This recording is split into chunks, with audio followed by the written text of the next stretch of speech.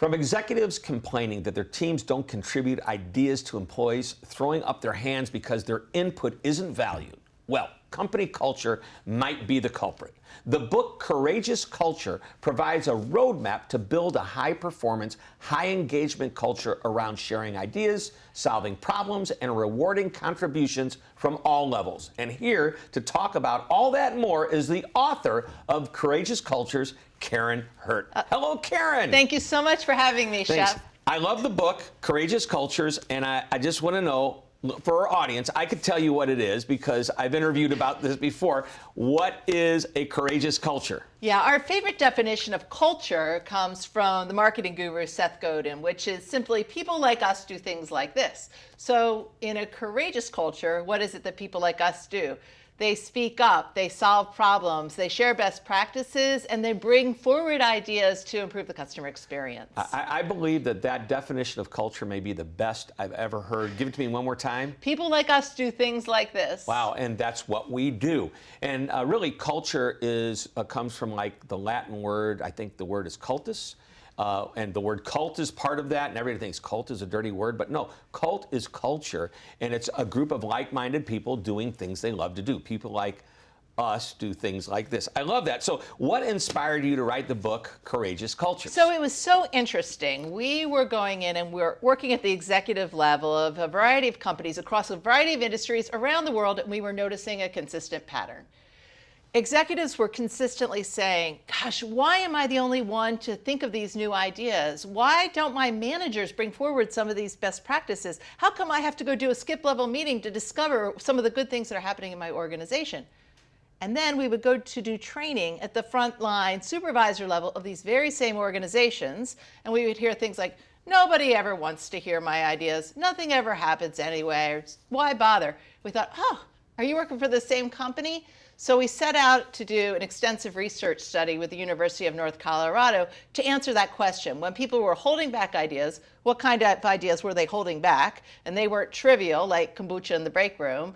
You've got to tell, kombucha in the break room. Right, they were in. But what's kombucha? Kombucha is that fancy fermented tea. Right? Okay. But instead, they were bringing, the ideas they said they were not contributing were ideas to improve the customer experience, the employee experience, or productivity in a process.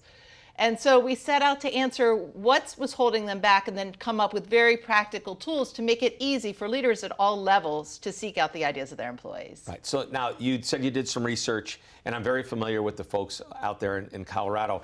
Here are some stats, and I think part of what you're talking about, 49% didn't share their ideas because nobody asked, which I thought, like we need to make it easier for people to share their ideas. 67% don't think leaders want new ideas because we've always done it this way. Why would we change, right? And 56% withheld because the fear they just wouldn't get credit where credit was due. And that one bothers me a lot. But let's talk about some of the research. Yeah, so, and 40% said they lacked the confidence to share their ideas.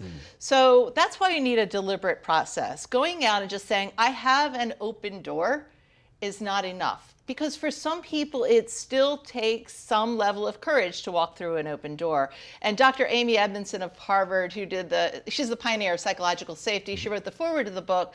She said, people are more likely to hold on to a negative experience than a positive experience, which means that even if you are the most human-centered leader that ever walked on the planet, there's a possibility people are still holding on to a negative experience from the past that's keeping them shut down. Not that they've had with the leader, but they've had in the past with anybody. Yes. And they were afraid, what's going to happen.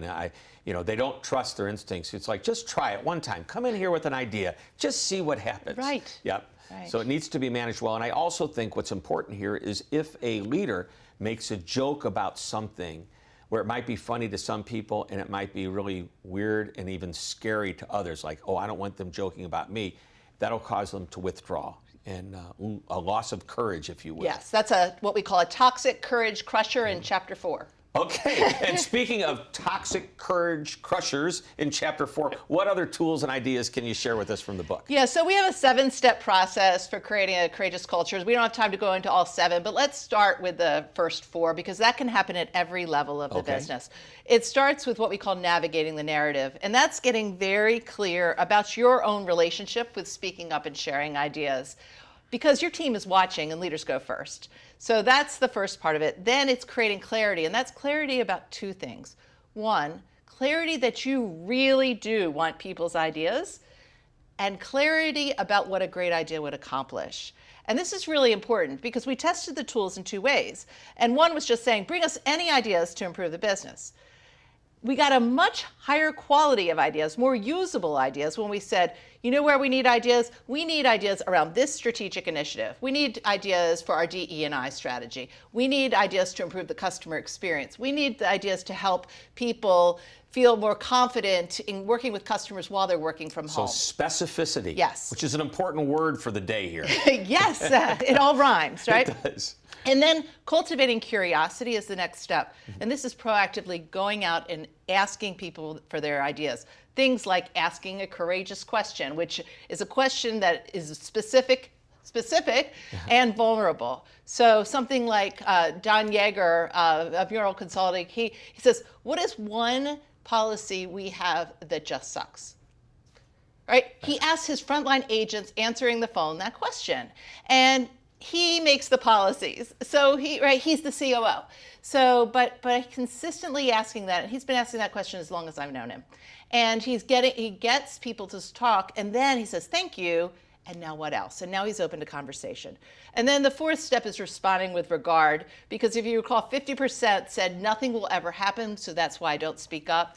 A lot of the time, that's just because their loop isn't being closed about what's happening with those ideas. So you've got to actually give feedback. That was a great idea. Let me share with you how we used it, or why didn't we use it, I think is also important. Exactly. All right, we have time for one more little nugget from you, and I'm going to ask the advice, because there are a lot of people here that aren't necessarily at the very top of the pyramid, top of the food chain, the CEO. What one piece of advice that you have for somebody that might be a little bit uncomfortable sharing their idea? The first thing I would say is, do you think your boss, if you came to them and said, you know what, I really care about this business, or I really care about this organization, I care about our team, I want us to be successful, I have an idea.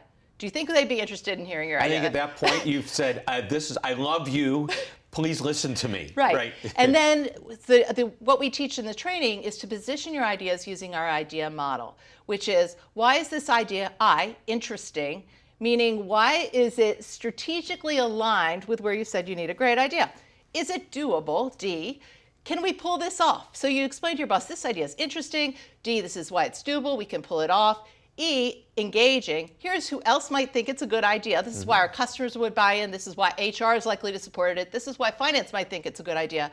And then A, actions. What are a couple of key recommended first steps? And so if you position your ideas that way, I guarantee you will at least be showing up as a critical thinker who cares passionately about the business, even if your idea isn't used this time. Wow. Well, the book, it is titled Courageous Cultures, and this is Karin Hurt, and thank you so much for being on our show. Oh, thank you so much, Shep. It's been a delight.